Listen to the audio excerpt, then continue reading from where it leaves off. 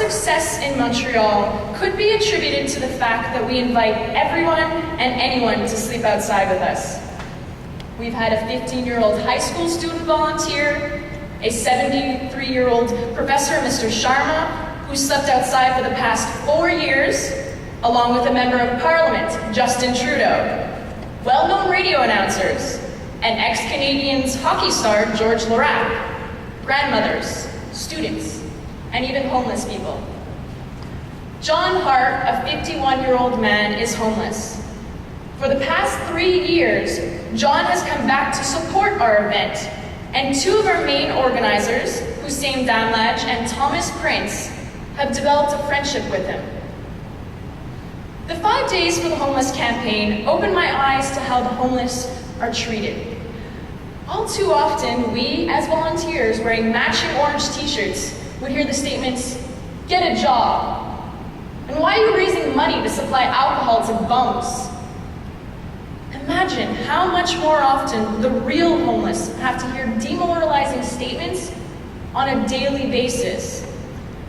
Not only do they have to search for food in dumpsters, panhandle, and get in trouble for sleeping in corners for a little warmth, but they also have to listen to painful comments from strangers. How does that make it any easier for them to try and improve their situation? Throughout my experience sleeping on the streets, I discovered the lengths that people would go to avoid us. Being outside 24 hours a day was mentally straining, so we came up with catchphrases and jingles to get people to notice us, like, "Help get kids off the street and back on their feet." Obama wants change, so do we. Reach into your hearts and your pockets. And lastly, welcome to my bedroom. Shock value, the last one always turned a few heads. The experience gave me a new understanding of being blatantly ignored and made me realize how many lonely people there are in Montreal. A homeless man walked up by our campaign one afternoon. I offered him a muffin donated by a student. He picked it up with both hands and gulped it down as if he had not eaten in a while. The sad truth was that this was probably his first and only meal of the day.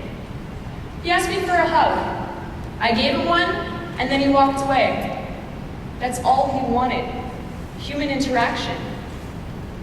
Another man and his famous Habs dog, Tina, came out to chat with us and then walked the streets with my co-organizer, Josh. All the funds he raised on that walk went to our campaign. His story impacted me greatly. His mother kicked him out at 14. He came back home a year later to find out that his mother had died. He had no family to go to now, so well into his 30s, he's been living on the streets across Canada. Tears came to his eyes when he spoke about the numerous 13 and 14-year-olds he met along the way, and the horrible things they had to do to survive. No child should go through this.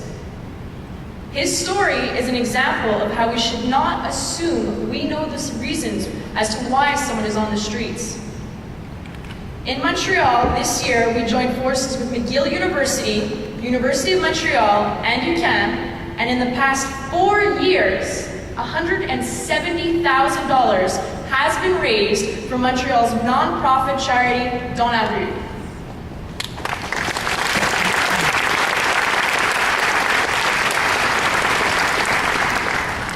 Dans la Rue was founded in 1988 by Father Emmett Johns, who took out a personal loan of $10,000 to buy a used motorhome and food to feed street kids.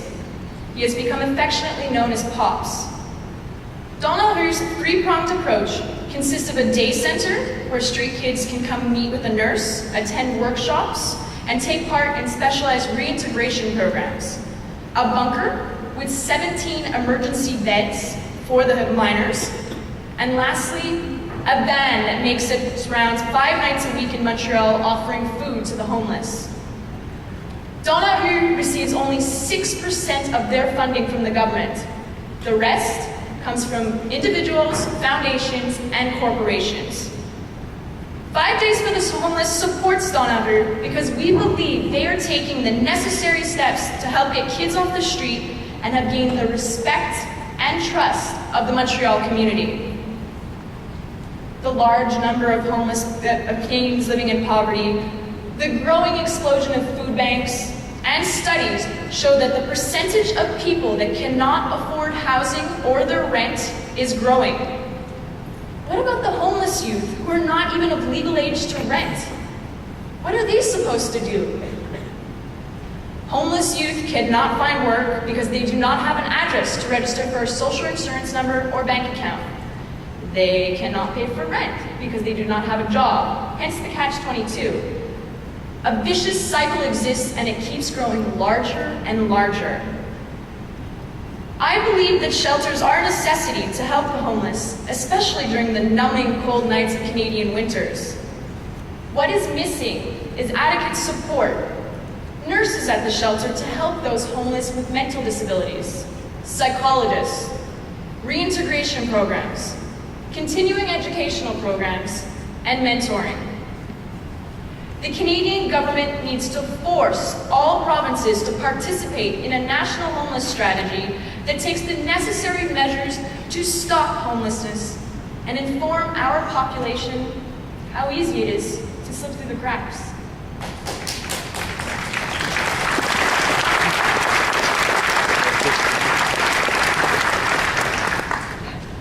When people heard that I was going to be homeless for 5 days in the rain and snow, a common remark was, "I could never do that."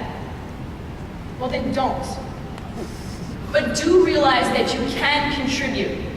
You just have to find your own way.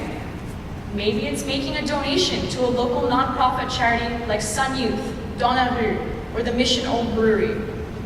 Maybe it's chatting with the homeless girl who sits in front of Tim Hortons. For a student, maybe it's about choosing to study these issues. One thing's for certain, it's about acknowledging the problem. You can help change the lives of the current homeless youth so that they do not end up on the streets at age 51, completely isolated and addicted to cheap alcohol or drugs. I breathe the same air as Hollywood, the homeless man near the metro. And I live in the same city as the homeless man with one arm. As a person, I am no better or separate from anyone else. When we begin to understand just how fortunate we are, and that the homelessness doesn't just happen in obviously dysfunctional and poverty-stricken families, then perhaps we'll realize that homeless youth is our problem, and the solution involves each and every one of us. Thank you.